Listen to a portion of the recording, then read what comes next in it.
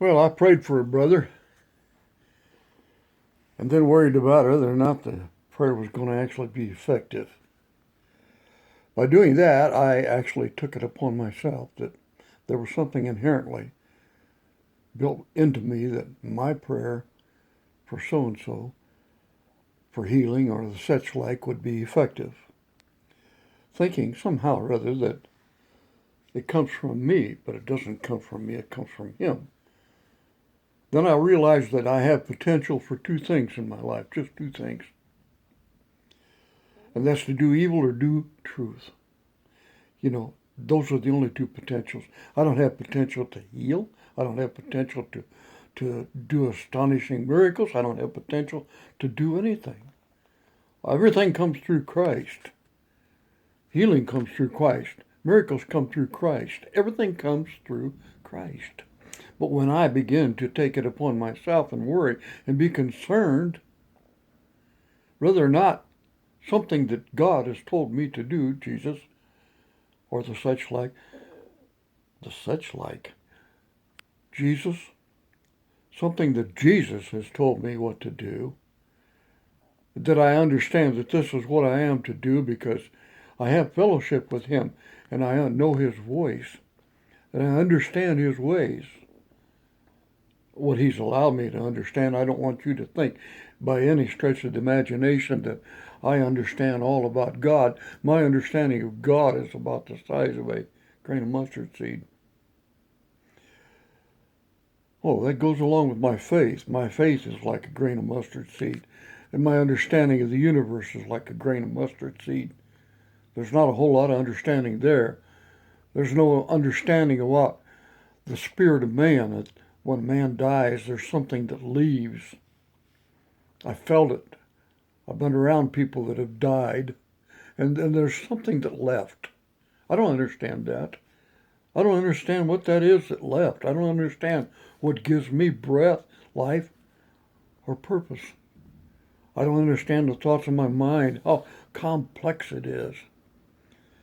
This mind is fantastic. They put they put cataract lenses in my eyes, and when I first got them, there was a halo of light, of color around things when I would look at them, and I could see the edges of this insert lens that they put in there. But after a while, my mind sorted that out, and it took out the halos, and it took out the shaking of the lens, and it took out the edges, and I don't see them anymore. What a fantastic, tremendously fantastic thing we are, creation. It is amazing. It is truly amazing. Truly amazing. And so, but I didn't do any of it myself. My mother didn't do it. My daddy didn't do it. Jesus Christ did it all. He did it all. And when I take it upon myself to be concerned about whether or not God's going to do something, then I take credit for it. Thy will be done on earth as it is in heaven. For thine is the glory, the honor, the power, the grace. For thine is the kingdom, the honor, the power, the grace. Grace, not glace. Not me. It's God. It's God. When we finally come to the conclusion that everything that we do, everything we are, is from Him, everything we received, everything we have, every possession we've got, every breath we take, we received it. I think God asked, I'm not sure who it was probably Job, because he was such intimate contact with Job. There were some real tremendous things that went on in the book of Job that a person ought to study it, not from the point of Job going through this great trial and tribulation, but in this darkness, God talked to Job, and He taught him a lot of things. He said, where were you when I laid the foundations of the earth, the world, the universe? Have you entered into the treasure of the snow? What do you have that you haven't been given? What are you going to take with you when you die, huh?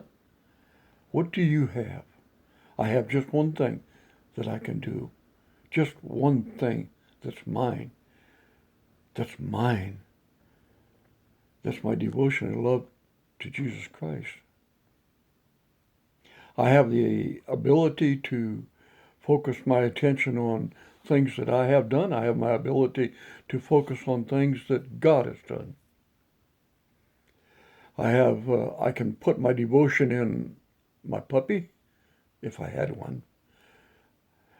I can put my devotion in my Jeep.